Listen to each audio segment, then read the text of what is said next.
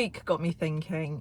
My equestrian journey with Vossy has evolved so much, and for those of you who have been following me from day dot, when I bought Vossy as a 7-year-old with expectations to be competing British show jumping, hopefully up to 120 level, newcomers level was the goal, and to have given show jumping a shot and realised it wasn't for us, given dressage a shot, gone to elementary level BD, just had the best time out cross country. I was always told when I bought Vossy that he is mega out on a grass cross country course, and he absolutely is phenomenal when you take him out cross country on the grass.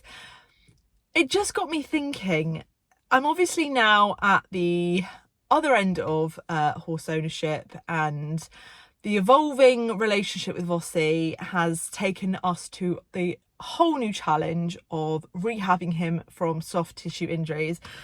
And my goodness, I have to say, had it not have been for this part of the journey of hitting the rehabilitation stage with Voss, I don't think I would have ever experienced the feelings that I'm currently feeling that I'm going to share with you.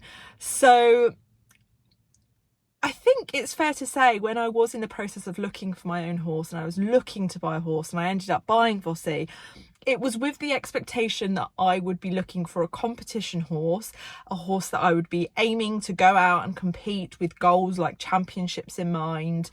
And the whole time I sort of had Vossy before rehab, everything was sort of important in terms of having the best trainer, getting the training in once a week, making sure that when I go out and compete, I'm competing at shows that have some sort of strategic element associated with them, i.e. you're going to be competing this to qualify for Bronze League championships, or you're going to be qualifying for XYZ championships.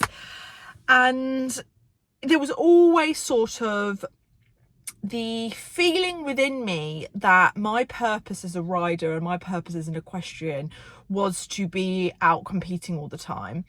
And that's all changed since I've started rehabbing Vossy. I can honestly say, during these past approaching 6 months, it has been a whirlwind in terms of where I've been at emotionally. First of all, I was absolutely distraught. It felt like my whole world crumbled. Having only ever known Vossy as my horse to compete, I genuinely thought that would be the end for us. I thought, that's it. Like, there's nothing more for us in the horse world. If you're not competing, what are you doing? And 6 months on, I am in a place where I'm experiencing all these lovely feelings of enjoyment and happiness from such small things as simple as walking to go and bring him in from the field, giving him a pat and a treat when bringing him in from the field, giving him a groom, tacking him up to go for a hack. And oh my goodness, people that are so in their competition bubble and are so, I've got to focus this next championship, I genuinely believe have lost sight of these small feelings. Not everybody, of course, but I think a large majority of people, like I was, lose that special feeling associated with day-to-day simple jobs with horses. And it's almost like that magic has been reignited that I felt as a child, who was so sort of naive and had no idea what she was doing. All she knew was that she just loved her horse, and that was enough to make her smile and her heart feel full. And it's wild because I just feel like I've got to that point again. And yeah, it's an amazing feeling.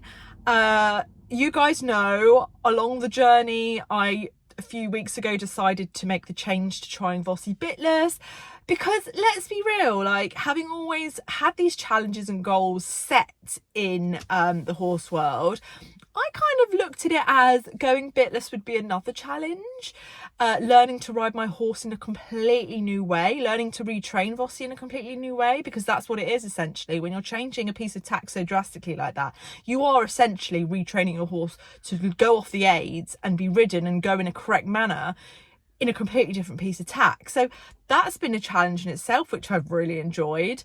And we've also just embarked on our whole new adventure of going barefoot. And oh my goodness, we're just over a week into Vossi's barefootness. This has taken me by such a surprise. The first day or two when Vossi had his shoes off, he was really footsore. Like, he couldn't walk 2 strides on the concrete outside his stable. And I was really worried. I was like, oh my goodness, this isn't going to work. I'm going to have to get shoes back on. Let me tell you, he has just absolutely thrived this past week. I have never seen him happier in my life. Genuinely, hand on heart. I see him having a little trot in his paddock, striding out beautifully, ears pricked, so much happiness in his face. And the journey of barefoot so far couldn't be more incredible. I was genuinely expecting the worst. I thought, I mean, bear in mind we're only 2 weeks in, and this is like a year transition. I know this is a big change. There's going to be a lot of lows, and there are going to be moments where at the moment everything is hunky-dory and fine. So you're probably thinking, Charlotte, what are those lows? What do you mean loads of lows? For me personally, I'm very worried coming into winter season when the mud gets really thick. We're so lucky that we don't have like flinty soil, or we don't have clay, so he's less likely to get an abscess. But we've had horses who are barefoot at our yard in the past that have occasionally got abscesses. So that's one thing that's like really playing on my mind. That's quite scary. But I mean, apart from that, like, that's probably the only thing I can kind of think of off the top of my head. It's going so well, and I thought today, why not bring you along for a barefoot hack, a barefoot and bitless hack? So that's exactly what we're going to do. Also, can I just say, I know I'm currently sat here in a t-shirt, which is a bit contradictory, but the last few days here in the UK, it started to feel like winter. Like, the days are getting dark as of 4 p.m. And the reason I know that is because when I'm on the road, all the car headlights are on, and it's like it's a shock to the system, especially after the beautiful summer we've had here in the UK. So that is one very sad side. British weather, what can I say? But no, today we're going to go on a barefoot bitless hack. I'm going to bring you along with me. Vossi, I've been out twice with him already, and he loves his Cavallo Trek boots. I know a few of you have requested a review YouTube video on the boots, which I will do, but because it's only been 2 weeks, I don't want to do a review video yet because it's so little time. I want to give it time. I want to try them in different terrain. I want to try them in the field. I want to try them when it's a bit wet. I want to try them when Vossi's feet have grown out a bit, because that's another thing that I'm kind of worried about with the whole going barefoot thing. It's great that you get the measurements of your horse's feet after they've been trimmed, but what happens in the cycle when their feet start to grow and they don't fit in the boot? What do you do then? I haven't quite got to that point yet. So these are kind of challenges that will come my way, so I want to wait for them to all come so I can do a full analysis review with as much info as I possibly have to share with you. Anyway, that's a quick update of what's been going on. I will catch you guys at the stables shortly. So I've actually just got to the stables, and I love autumn. I don't know about anyone else, but autumn really is my favourite time of year. I love going on road trips and seeing all of the different colours of the leaves changing.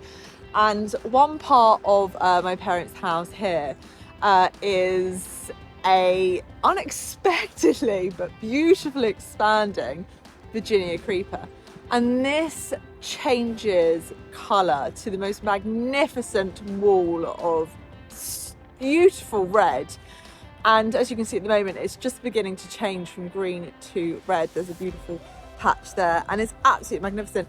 Anyway, I had this gorgeous idea of getting some like brass frames where I can put sort of flower press designs within them and hang them from my wall in my house.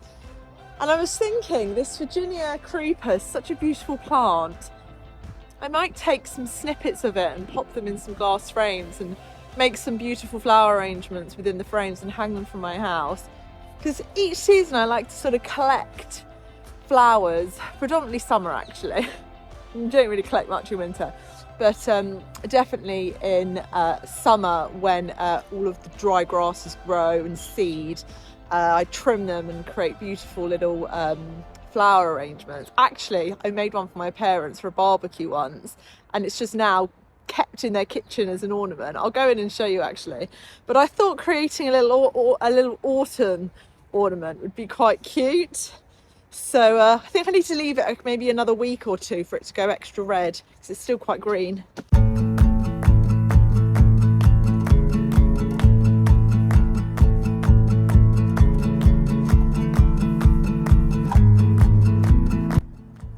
I mean, I really wasn't joking when I said it already feels like winter. Look at me, my winter coat already. Right, so I'm just gonna make Vossi's feeds. So well, you can't see them, but I have 2 metal bins where I store his feed for obvious reasons. As us equestrians know, keeping the mice out is paramount importance. So he has his Bailey's Meadow Cobs and then his Performance Balancer.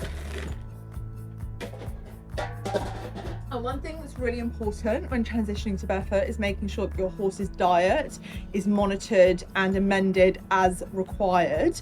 Thankfully, I'm on top of Vossi's feeds because I'm very kindly supported by Bailey's Horse Feeds, and they come out twice a year to assess Vossi, do his body condition score and check how he's looking in general on the specific feeds. And it just so happens that the Meadow Cobs are absolutely perfect for him and the Performance Balancer is also perfect for him. So I also go in with a splash of linseed oil because that is fantastic for their coats.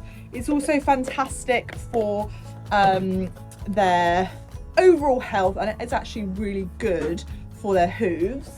So he also has, he's now been on this for about 2 weeks, the Feed Mark Barefoot formula, and he has 2.5 big scoops of this, and this is a really highly nutritious supplement with everything in there to help support his hooves.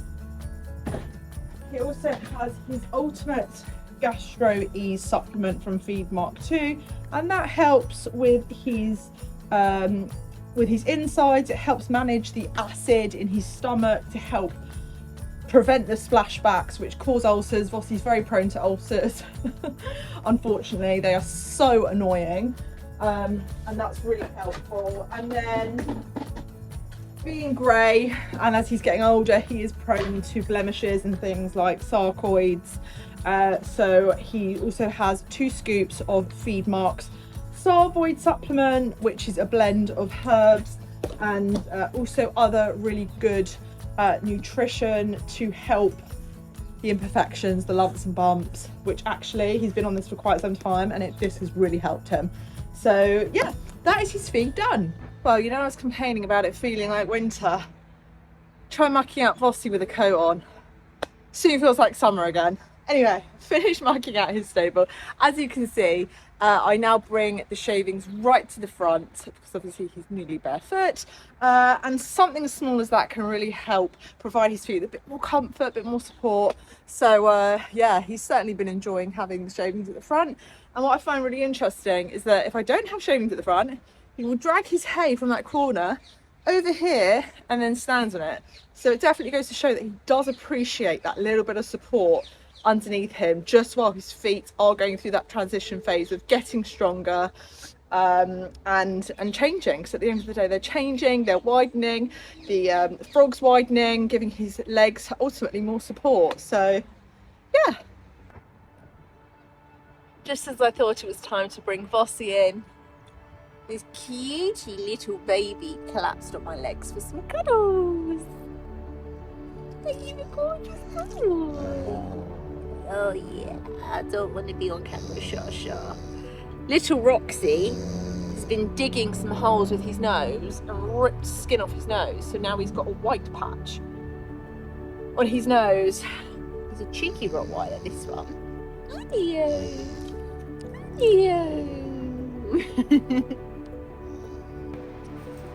So, there's my little baby. Hello, Voss. As you can tell, it's very noisy because they are by a main road. But as you can tell, Vossie and Ozzy have switched paddocks. Vossie just found it quite stressful down there because it's literally by the road. Whereas here is like slightly off the road. So he's got like a bit of space to kind of get away from the noise. And he seems to be a bit more settled here versus down there. Whereas Ozzy, because he's, you know, he's just the chilled horse. He doesn't really get bothered by where he goes. Unlike Vossie, who is just like the most, everything has to be thought through with Vossie. But yeah, he seems to be really happy in here, don't you, darling? Yes. And I've left the water running. As you can see, there's a little puddle forming. Darling. I mean, I know you can't tell very well, but this is how well he's walking barefoot on fairly hard ground. Walk on. He's spooking. Walk on. And this is obviously the concrete outside the stable I was telling you about on the first 2 days where he was really footsore. And now he's absolutely fine. Good boy. So here we have his feet. I mean, almost 2 weeks into being barefoot, I think they look absolutely fantastic. I've already noticed the, let me show you the inside of his hoof. I've already noticed how the frog has expanded quite a lot actually, which is fantastic. And what you're looking at here is I've literally just picked out his feet and popped some thrush guard inside his frogs just to help prevent thrush and keep the soles of his feet really healthy. Let me show you this product actually that I use once a week, which is fantastic. So any new barefooters out there, I've heard this is great stuff. Let me show you. So this product here is Field Paste by Red Horse Products. It is essentially like a thick clay and it contains kaolin, eucalyptus, zinc sulfite, natural extracts of minerals, and I pop this into Vossie's feet once a week. I get them really into the nuts and what would you say, like nuts and crannies? Anyway, the little parts around his frog, I really push them in there, the little sort of gaps, to make sure that we keep thrush away, but also to ensure that his feet are really thriving in the best possible condition to help and support them grow as best as possible. So before I tack him up and go out and hack, I've just brought him in and I'm just going to leave him for about 20 minutes to have a little nibble on some hay, make sure he's got forage in his belly. Mr. Vossie being prone to ulcers, it's really important that he has got some forage in his stomach before we exercise to prevent any sort of acid splashing around in his stomach causing more ulcers, or yeah, just causing discomfort in general. So we'll leave him for 20 minutes to nibble on some hay, and then I'll come back out soon and tack him up. Well, I've been chasing the sun since I was 10 years old. Felt the heat rise on my skin, and I've been on the run from the dark and cold since I've been letting people in. Ooh, these limbs are swollen. Ooh, as long as I am rolling and keep my feet touched down on the ground.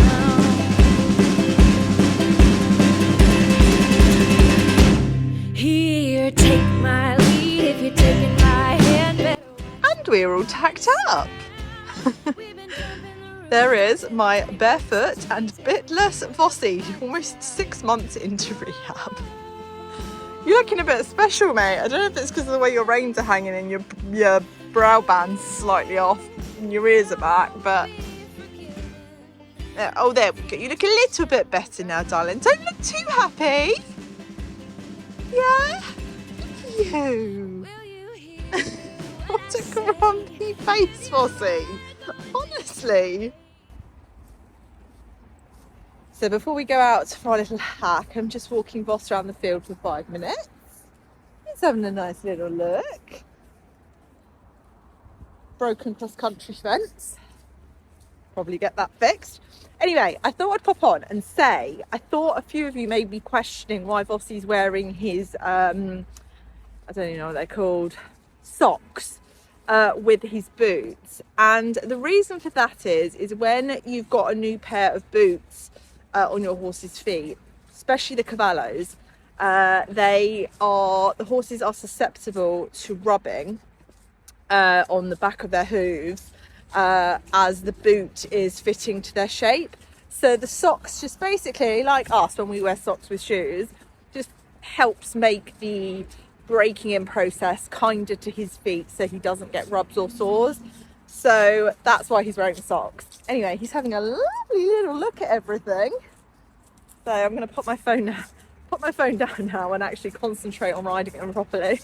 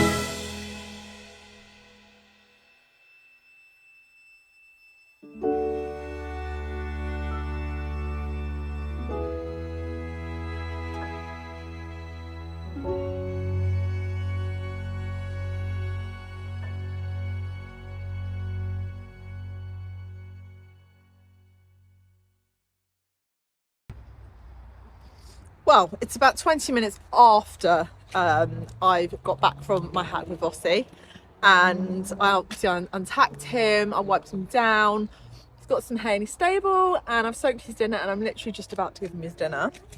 And this is undoubtedly his favourite part of the day. Every time he sees me and he knows it's dinner time, he gives off a very big whinny. He might not today though, because he's already seen and heard me open the gate. Want your dinner? He does get very excited for dinner time. Oh, he's so gorgeous.